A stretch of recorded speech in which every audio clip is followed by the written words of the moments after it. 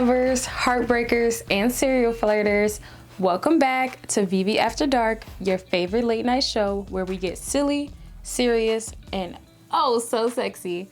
I'm your host, the Virgo Vixen, and tonight's episode is for the real lovers out there. You see my little love is here too. I'm such a hopeless romantic, and I'm ready to dive into all the love tonight. So grab your glass, touch up your gloss, and let's get into it. Bless you, baby. Okay, before we dive into all things love life, I want to play a little game of Sexy Can I. This is a portion of the show where I share my favorite celebrity looks and see which pieces I want to snag. And this one is a little bit random because I haven't watched an award show in a long time. It's really crazy. But when I was younger, tuning into award shows was like the thing to do. You had to watch it the night before, like the night that it aired, or you wouldn't be able to participate in any of the conversations when you got to school the next day. We talk about the music, the crazy performances, and of course, the fashion. So a couple months ago, I watched the VMAs, which first of all is nothing like the award shows that we used to watch back in the day, you know? But it wasn't terrible, I'll say. But I'm saying all this to say, today's Sexy Can I segment will be pulling from the VMA's red carpet looks just because I saw a couple outfits that have been on my mind since I saw them, and I just want to, take them off their hands. So first up, we have Sabrina Carpenter, and first of all, I'm not even a red girl, but I would take that whole look in a heartbeat. I love the lace. It was very elegantly done, and if there's anything my vixens know I'm gonna snag, it's that fur, okay? Gimme. Next, we have Ice Spice, and honestly, Sexy Can I have the full look, hair and all. I absolutely love the corsets. I feel like the yellow top with the pink hair, they just played off of each other so nicely. And the skirt, it was so unique, and I feel like it brought a fun touch to the outfit that a normal skirt wouldn't have done.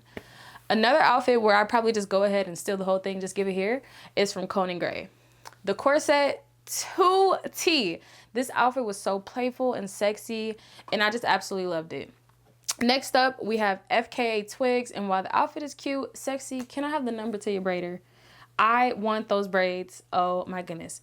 They were so fun, and they just added an element of excitement to her whole look. And hair is really an accessory here, and obviously we can see that. All right, lastly, we have Zara Larsson, and she brought the summertime energy to the red carpet. Sexy. Can I please borrow that little slip dress? It's so gorgeous. I'm in love with the baby blue color, the rhinestones, the flowers, literally everything. All right, vixens. That's all the beautiful outfits we're snagging tonight. Let's move on into the main topic. All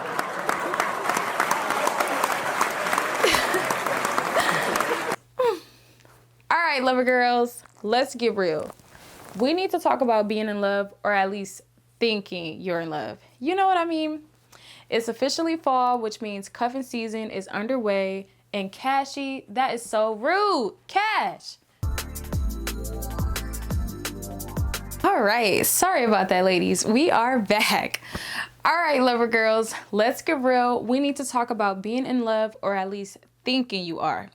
You know what I mean? So it's officially fall, which means cuffing season is well underway. And I know you are working to build up that roster. So while you're seeking out your next boo, you must ask yourself, is he your soulmate, or is he just the only man at the club over 6 feet? Now, come on, let's be for real. Sometimes we think we want something because it sounds good in the moment, but we have to do some critical thinking and ask ourselves, does this really make sense? Now, look, I'm all for love and dating, but also I think there's so much joy in self-discovery and then dating to be an addition into your life. A man shouldn't be able to come in and change up your whole way of living. Like, that's just not okay. So with the weather changing and a few months filled with holidays, I understand some of you may be looking for a new boo. Yes. And I'm noticing that sometimes we romanticize attention and not genuine connection, especially when he's tall, fine, and he knows all the sweet things to say. But baby, a tall man with no emotional intelligence is just a long red flag that could easily be avoided. Have y'all checked out Vogue's latest article, is having an boyfriend embarrassing now or something like that? You have? Okay. So while I won't say it's embarrassing knowing I have a boo myself, it does get embarrassing when someone only cares about my boyfriend this, my boyfriend that. we have to have some level of self-awareness and honestly self-love in this world, you know? The article goes on to point out that there's nothing wrong with falling in love, but those negative connotations that used to be connected with being single, like being the crazy cat lady, that is just no longer a thing. Thank goodness. So that brings us to the point that it's okay to look for love and date, but don't lose yourself in the process. And really don't just settle for anyone just to be able to say, oh, I have a partner. Like, that's cute and all, but like, come on now. My number one rule to cuffing season is to never forget that you have friends too. Everything doesn't have to be about doing things as a couple. Me and one of my besties have a yearly tradition to go see the Christmas lights together. And of course, I could do that with my man, but like, why would I when I have a best friend too? Come on now. So you just need to make sure you strike up a good balance between being a lover girl and being a good friend this cuffing season. So now wait. Before you go falling in love, I want you to ask yourself, would I like him if he were 5'5", wore Adidas slides to the club, and his socks were slightly dirty? Exactly. Okay? Exactly. Okay, my loves, it is time to open up the vault, and this is the segment where I let you get a little bit more details about my personal life. And now I know when I open this vault, these stories stay between us, right? Right. Okay, let's get into it. So one night I was getting ready for a date, and you know the vibes. I was blasting some music, my makeup brushes were out, and I might have had a small glass of wine in my hand as I got ready. Okay, whatever. Let's just note that the outfit was gorgeous, of course. This night I wore a sparkly gold mini skirt and a cute off-the-shoulder white top.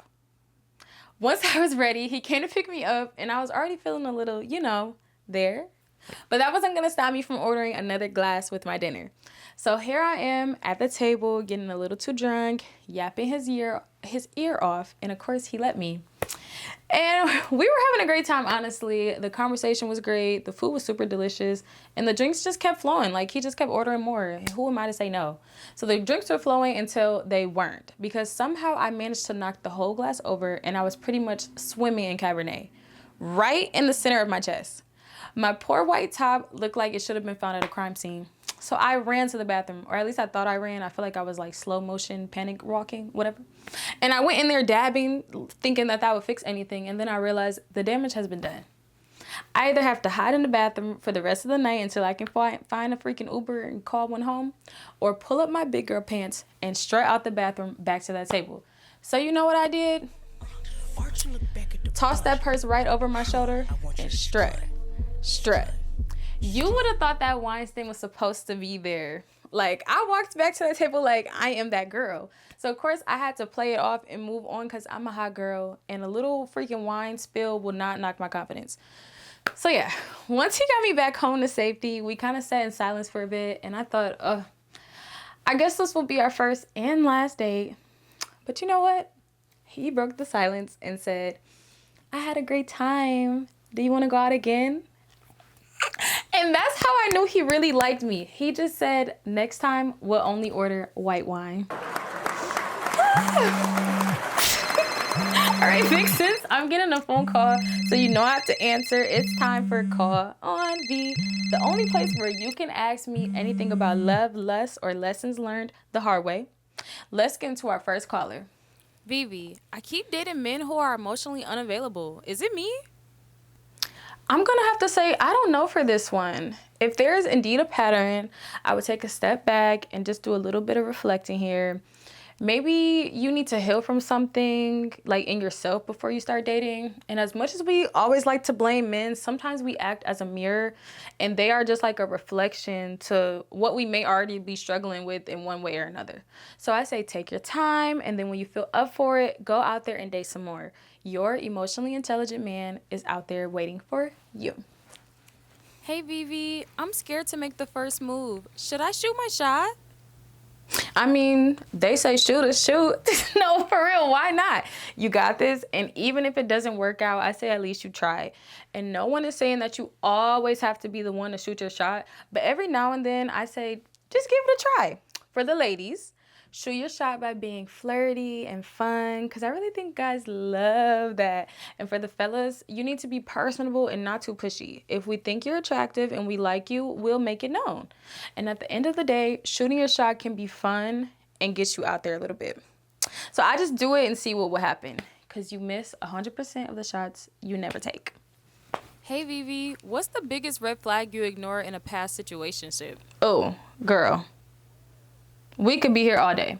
But you did say the biggest, so let's dial in on that.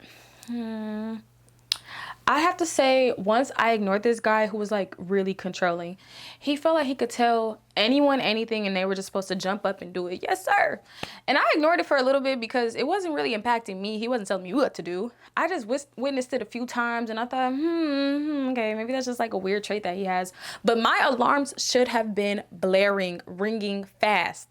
Never put anything past anyone, because if they can do it to somebody else, they can certainly do it to you too.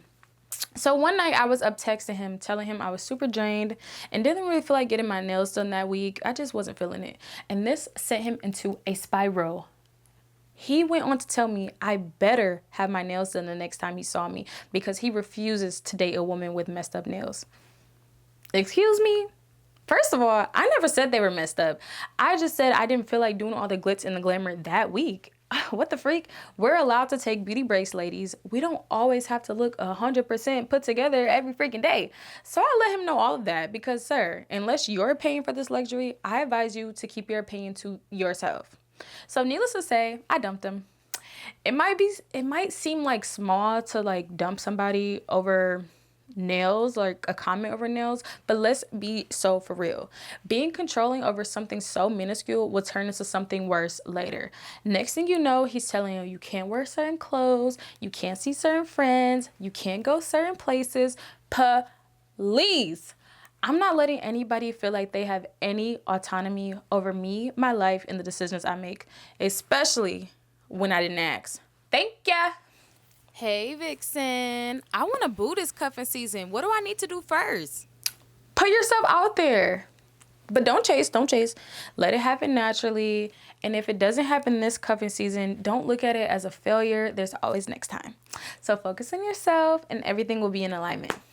Hi Vivi, should I keep using dating apps or try to meet in real life? I say do whatever you feel like works best for you. I personally haven't used any dating sites, but I don't know. I've heard both success stories and horror stories from these apps. And honestly, those same experiences you can get from meeting somebody in person. So you just never know. I say just put yourself out there and do whatever feels most comfortable to you. Hi Vivi, this guy made fun of my hobbies on our first date. Other than that, he seemed very sweet. What do I do? Move on to the next. If he was actually sweet, he wants to know more about your hobbies and why you're into them. It's not to say that he has to be fully interested in them or even do them with you, but if he's a potential partner, he should be thinking long term and care about the things that you're interested in. My man doesn't do the same hobbies as me, but he asks me questions about them. He invests his time and helps me where he can every now and then. And if he made fun of my hobbies and I kept him around, which I wouldn't, I probably wouldn't be where I am now. No, seriously, because I would likely start to be insecure about my hobbies and just think like, oh my God, I shouldn't be doing this. So whatever you like to do and that makes you happy, keep doing that. A man that appreciates you and everything about you, he's going to be on his way very soon. Get rid of that other guy. Thank you. Hi Vivi, I'm low-key insecure about my looks and I think it's messing up how I go about dating. What should I do? Girl, I say take some time to focus on yourself. Push dating to the side for just a little bit because you have some things to unpack, to be honest. First, you need to know that you are beautiful and you have no reason to be insecure. And if there's some things that you can do to help build your confidence, do it. I recommend affirmations, dressing up, doing some self-care, and exercising.